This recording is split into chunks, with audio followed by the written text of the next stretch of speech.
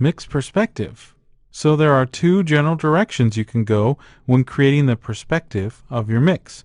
You can either recreate a performance, so make it appear as if there's actually a band or performer sitting behind your speakers, or make it larger than life. So maybe you're doing things that couldn't be recreated in actual real life, but sound bigger and better than real life could be. So let's talk about recreating a performance first.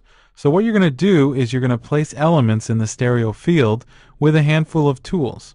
You're going to use panning to go to the left or the right. You're going to use levels to make things louder or make things softer. And you use reverb to make things have more ambience with them or less ambience. So if we look at this diagram, we can see how those three controlling aspects will adjust where our elements sit in our two-dimensional field. So here's our panning from left to right. Here's what happens when we add more reverb. It puts things towards the back of the mix. Less reverb puts things towards the front. Less volume sends things to the back, and more volume sends it to the front. So you can see here some of our general guidelines for placement in a mix are having the lead vocal up front, snare drum, bass guitar, kick drum are all sitting behind it and all up the middle. And then you have the other elements of the drum kit.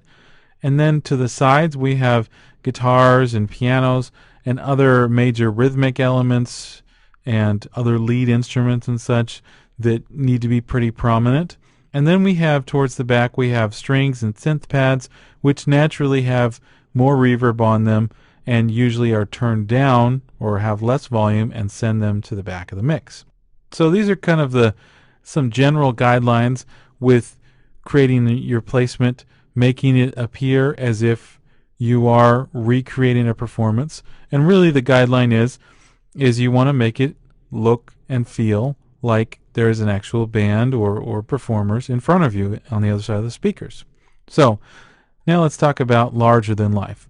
So sometimes recreating a performance just isn't enough. You want to make it bigger and better than that.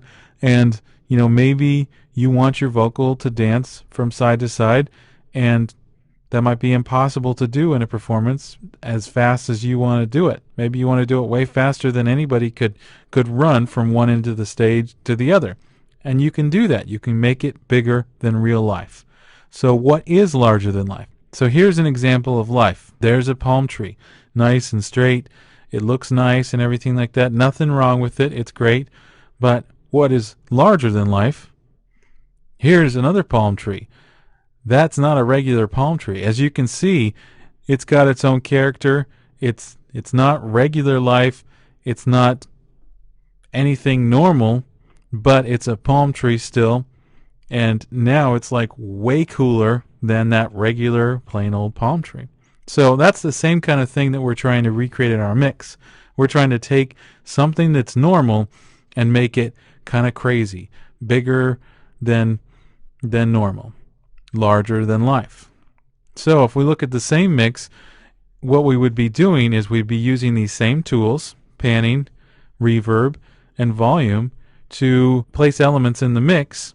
And now we're going to make things so that maybe our drums are off to the left, maybe elements are to the right, maybe our vocalist is on the left sometimes and then they're on the right.